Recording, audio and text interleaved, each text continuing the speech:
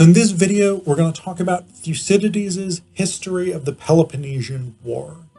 Now, I've made a few videos about particular parts of the history that are very important. But this video is going to talk about the history across the board, because Thucydides is very, very interesting in the history of history. So basically, I'm focusing primarily on Thucydides' historiography. That's the way in which history is told, the way that the narrative of history is constructed. So Thucydides is, along with Herodotus, one of the two earliest people whose works survive, who are doing what we would today call history as such. This is as opposed to something like mythology, as we get with, for instance, Hesiod's Theogony, or Homer's Iliad and Odyssey.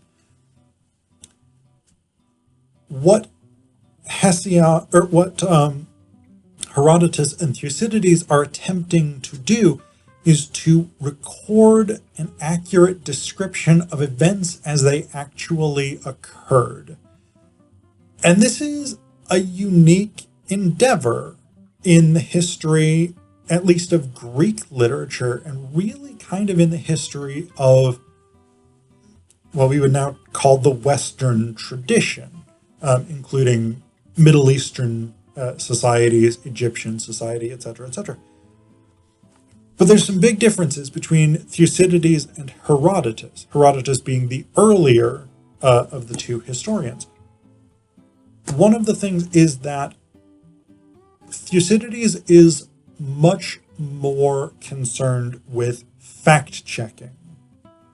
So what I mean by that is that Herodotus often records what people have told him without necessarily making any attempt to confirm it through multiple sources or by checking with outside resources or whatever it is. Part of that is, and that's actually a huge problem in Herodotus in some cases, because he's often recording as historical events things that have been told over generations to the point where they become almost mythic or legendary in themselves, and Herodotus records them as fact. He also will sometimes record things that are of questionable accuracy, whereas Thucydides tells us that he, as much as possible, double checks the sources that he's found. So he will attempt to find multiple people who were witness to an event or who were present at the event or whatever it is. And he will try and assess what is true from their stories. Now, part of that is there's a huge difference in the chronological relativity that Herodotus and Thucydides are working with. Herodotus is attempting to essentially write a history of the known world, whereas Thucydides, because he's focused on the Peloponnesian War, which takes place over the previous 30-some years, and actually a large portion of it was almost certainly written while the war was going on, Thucydides has access to many more primary witnesses, so people who were actually in these battles, who actually heard these speeches, who were involved in these campaigns. And actually, Thucydides was involved in some of these campaigns himself. He was a general during the Peloponnesian War, and he fought for Athens. So some of these things are also drawing on his first-hand experiences in a way that Herodotus really can't. Like, he has no first-hand experiences, he has no first-hand eyewitnesses of, for instance, what we would now date as, say, 7th century Babylon, for instance, or the Middle Kingdom in ancient Egypt, the early dynasties of ancient Egypt, or something like this. Like, there's no one, in some cases, whose great great grandparents were alive at the time. So Herodotus has much less access to primary witnesses than Thucydides does. So I wanna talk a little bit here, or I wanna give you a little bit of what Thucydides himself says about his methodology. So this is in the introduction to the history. So he says here, he's talking about some incorrect beliefs that certain people, including Herodotus, hold. And he says, the rest of the Hellenes, too, make many incorrect assumptions, not only about the dimly remembered past, but also about contemporary history. So this is one of the things that Thucydides sort of sets up as his statement of purpose, is to correct misconceptions that people hold. He says here a little bit later, however, I do not think that one will be far wrong in accepting the conclusions I have reached from the evidence which I have put forward. It is better evidence than that of the poets, who exaggerate the importance of their themes, or of the prose chroniclers, who are less interested in telling the truth than in catching the attention of their public, whose authorities cannot be checked and whose subject matter, owing to the passage of time, is mostly lost in the unreliable streams of mythology.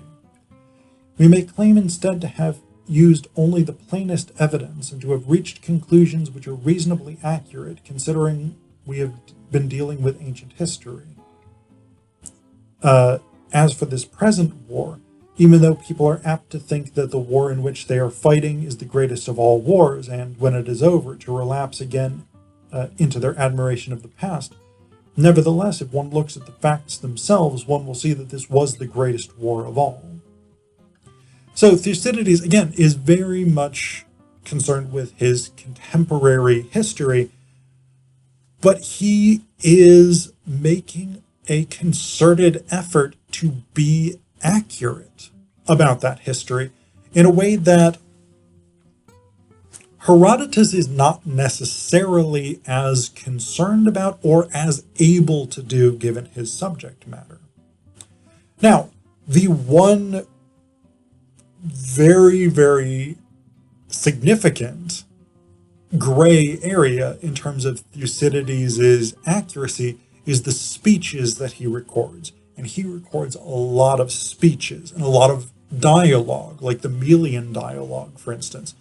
He records speeches like Pericles' funeral oration, or speeches that generals or admirals gave to their men to inspire them to fight particular battles.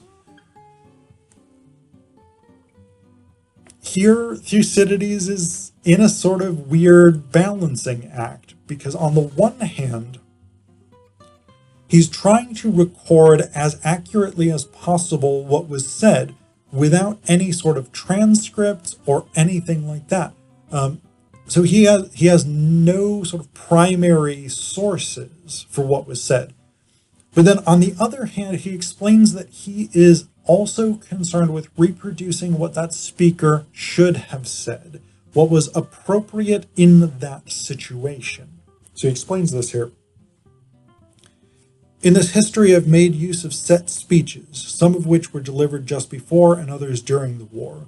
I found it difficult to remember the precise words used in the speeches which I listened to myself, and my various informants have experienced the same difficulty. So my method has been, while keeping as close as possible to the general sense of the words that were actually used, to make the speakers say what, in my opinion, was called for by each situation.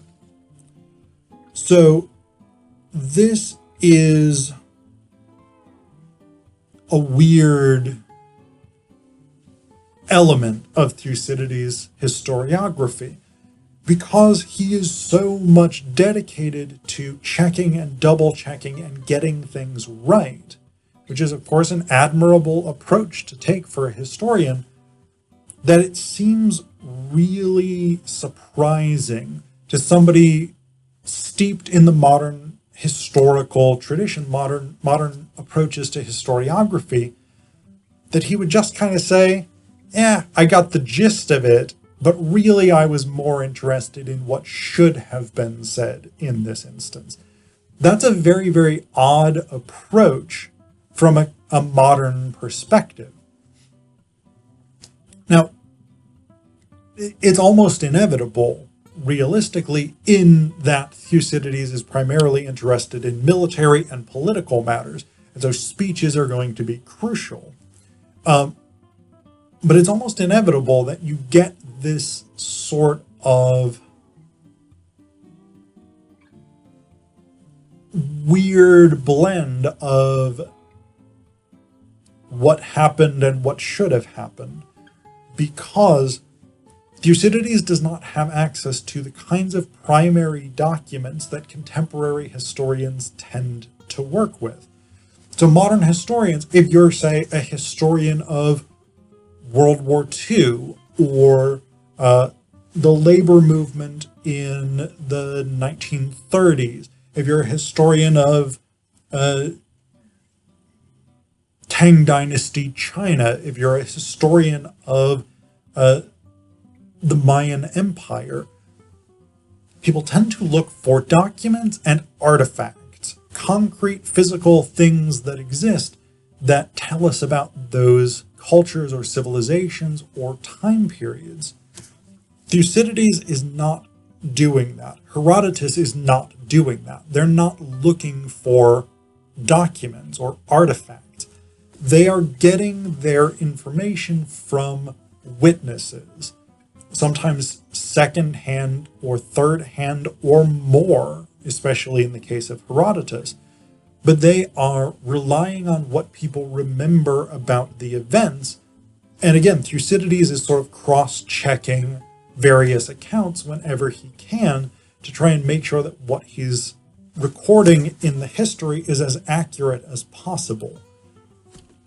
So in this way, it's pretty much inevitable that Thucydides ends up recording not the actual words of the speeches, because people would not be memorizing them in real time, but he ends up recording the gist of them.